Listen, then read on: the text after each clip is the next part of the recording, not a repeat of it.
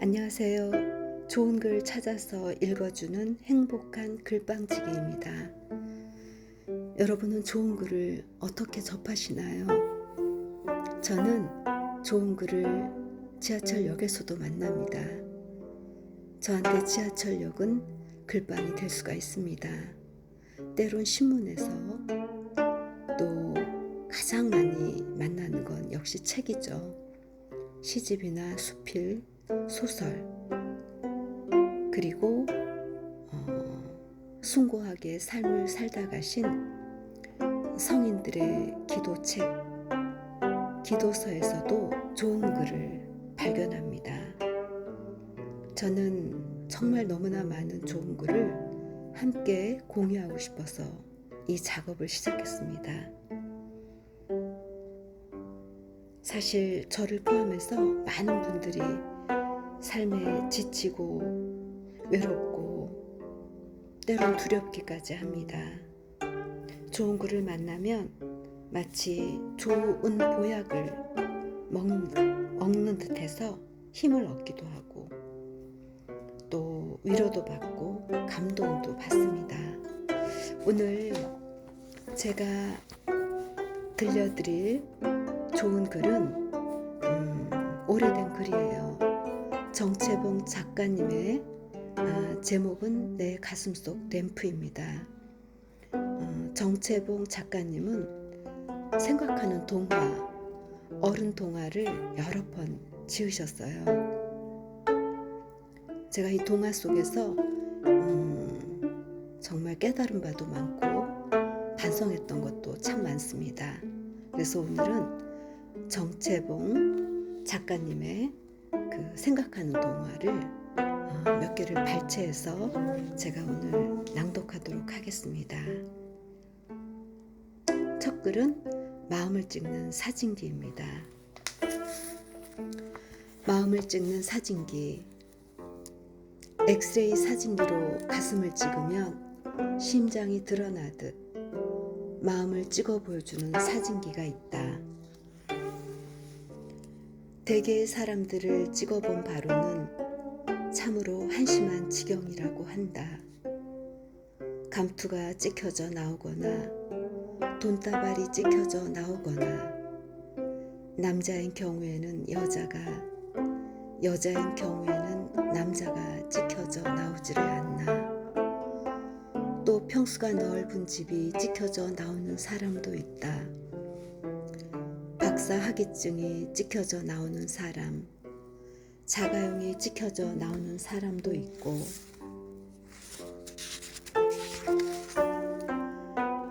때로 웃게 하는 경우도 있는데 그것은 어린이들을 찍었을 때의 일이다.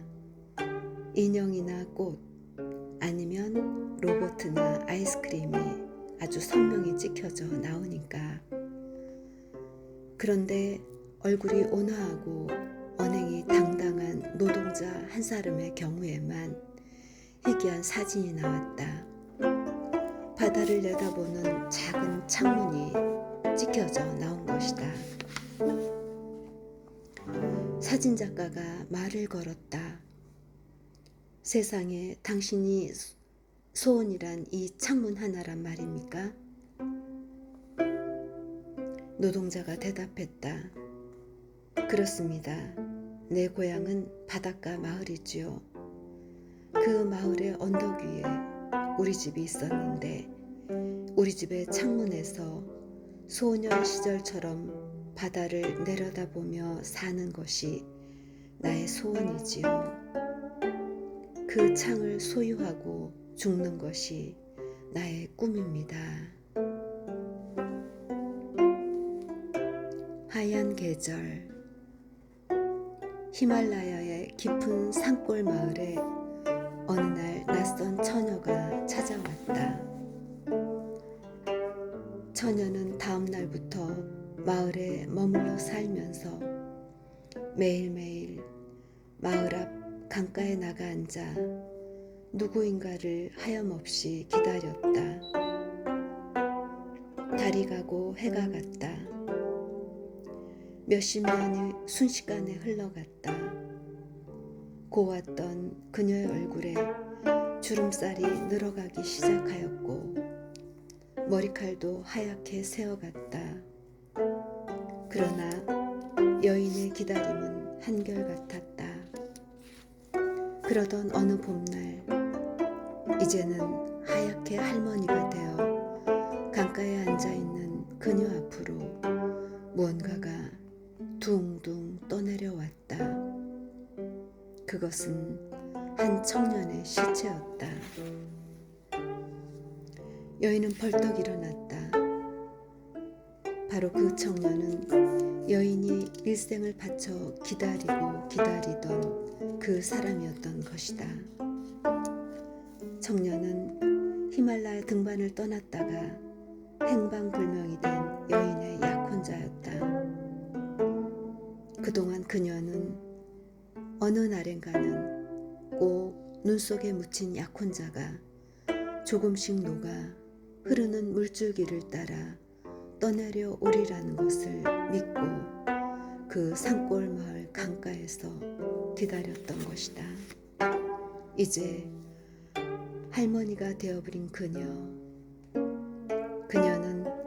몇십 년 전 히말라야로 떠날 때의 청년 모습 그대로인 약혼자를 붙안고 한없이 뺨을 비비며 울고 있었다.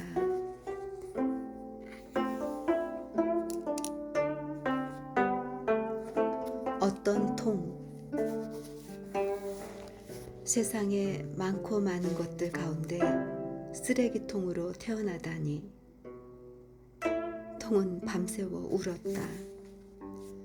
그러나 운다고 통의 용도가 바뀌어지는 것은 아니었다.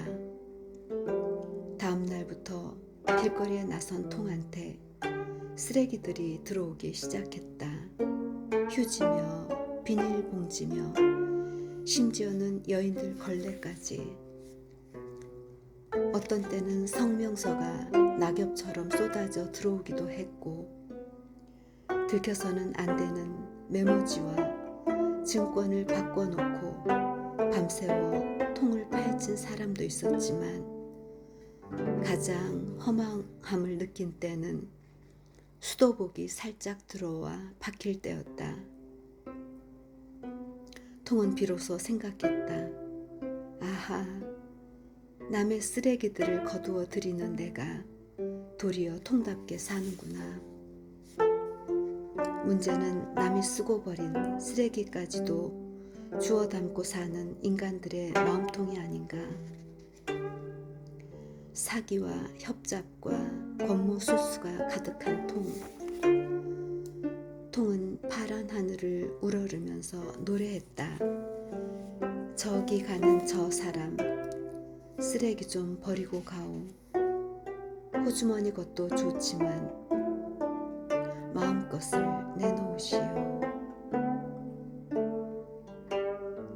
세 가지 질문. 톨스토이 민화에서 왕이 있었다. 그는 가장 중요한 때가 언제인지, 그리고 가장 중요한 사람이 누구이며 어떤 것이 가장 중요한 일인지를 알고 싶어 했다. 왕은 지혜가 많다고 소문난 도사를 찾아가 물어보기로 했다. 그 도사는 깊은 숲 속에서 자기의 거처를 한 번도 떠나지 않고 자기가 농사 지은 만큼만 먹고 사는 사람이었다. 왕은 도사의 암자로부터 멀리 떨어진 곳에서 말을 내렸다. 그리고 신하들을 돌려보내고 혼자 걸어갔다. 마침 도사는 텃밭에서 일을 하고 있었다. 왕은 물었다. 도사님, 우리가 결코 후회하지 않게 꼭 지켜야 할 시간은 언제인가요? 그리고 어떤 사람을 멀리하고 어떤 사람을 가까이 해야 하며 어떤 일을 중요시 해야 합니까? 그러나 도사는 묵묵부답이었다. 그저 땅 파는 일을 계속할 뿐. 늙고 마른 도사가 일을 하는 것이 왕의 마음에 걸렸다. 도사님은 너무 지쳤소. 삽을 이리 주시오. 왕이 도사 대신 땅을 파는 동안 해가 졌다. 일을 마치려 할 때였다. 뒷산으로부터 칼을 찬 한 사람이 달려 내려와서 왕과 도사 앞에서 쓰러졌다. 그 사람은 맹수한테서 습격을 당해 피를 흘리고 있었다. 왕과 도사는 황급히 부상자를 암자로 옮겨서 치료했다. 이튿날 아침이었다. 몸이 회복된 사람이 왕 앞에 무릎을 꿇고 말했다. 나는 임금님의 정치에 원한을 품고 임금님을 죽이고자 뒤를 밟았던 자객이었습니다. 그런데 이렇게 극진한 간호를 받고 보니 나의 원한이 다 사라져 버렸습니다. 왕은 기쁜 마음으로 도사를 찾았다. 도사는 어제 파헤친 텃밭에서 씨앗을 뿌리고 있었다. 도사님, 나는 당신 덕분에 나를 해치려 한 사람을 친구로 만들었소. 이제 간절히 바라는 것은 내가 말한 어제의 질문에 도사께서 답을 해주시는 것이오. 도사는 말했다. 임금님께서는 이미 대답을 얻었습니다. 만일 어제 나를 동정하여 이 채마밭을 갈아주지 않고 돌아갔더라면 자객의 칼을 받았을 것이니 그때가 중요한 때이지요. 그리고 맹수에 물린 그 사람을 도와 원수됨을 풀었으니 그 사람보다 중요한 사람이 어디 있으며 그 일보다 중요한 일이 어디 있겠습니까? 도사는 씨앗 뿌리는 손을 쉬지 않으며 계속해서 말했다. 잘 기억하십시오. 가장 중요한 때란 한순간, 순간뿐입니다. 우리는 다만 그 순간만을 지배할 수 있기 때문입니다. 또 결코 없어서는 안 될 사람이란 그 순간에 만나는 사람이며 가장 중요한 일이란 그 순간에 만나는 그 사람을 도와주는 것입니다.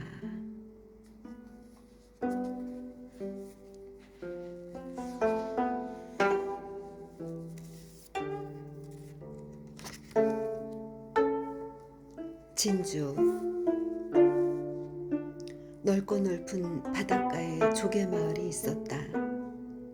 조개마을에는 바지락과 다슬기와 고둥이 많이 살았다. 그러나 백합은 단 한 집밖에 없었다. 그래서 백합은 제 몸매를 은근히 뽐내면서 지냈다. 태풍이 불어와 바다를 아주 심하게 핥히고 간 뒤였다. 깊은 바다 산호초 마을에서 진주 조개가 하나 떠밀려 올라왔다. 조개들은 다투어서 구경을 갔다. 하나 진주 조개는 그저 평범한 조개일 뿐이었다. 오히려 겉모양을 말한다면 백합한테 훨씬 못 미쳤다.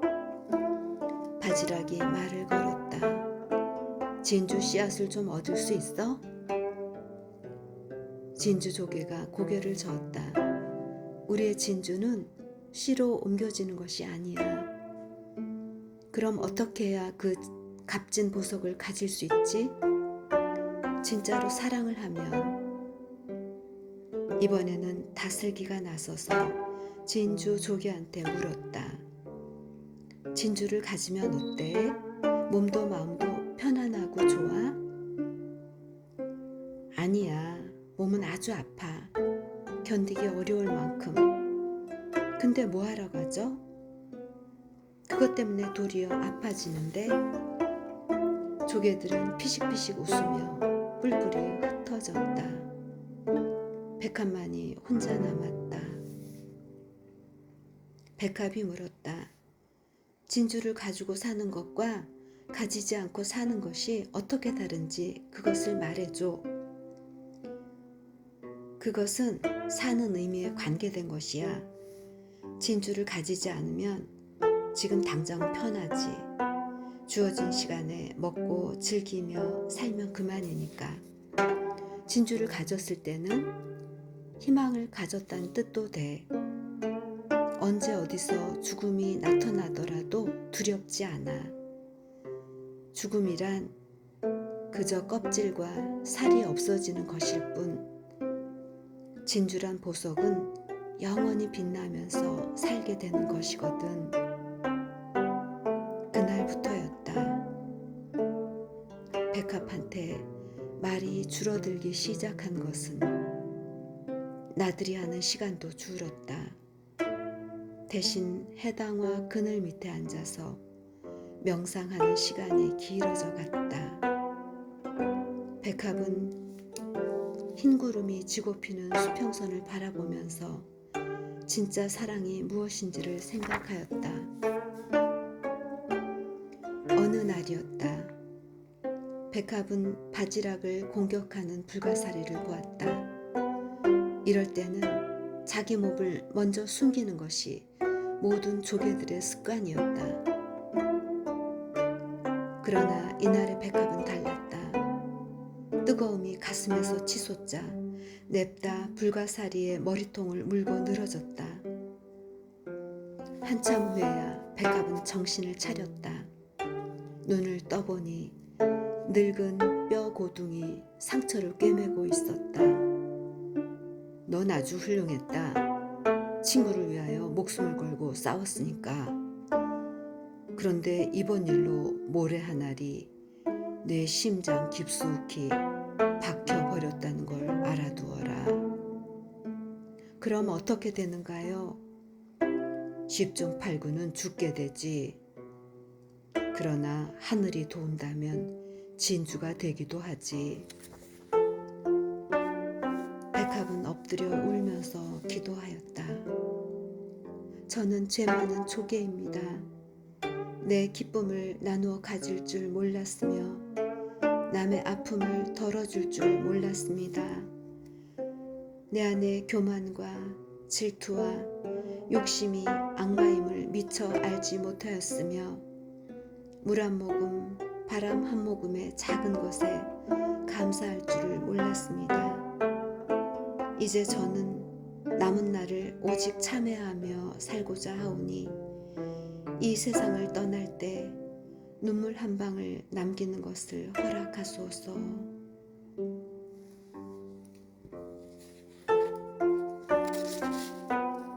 네, 다음 주에 뵙겠습니다. 감사합니다.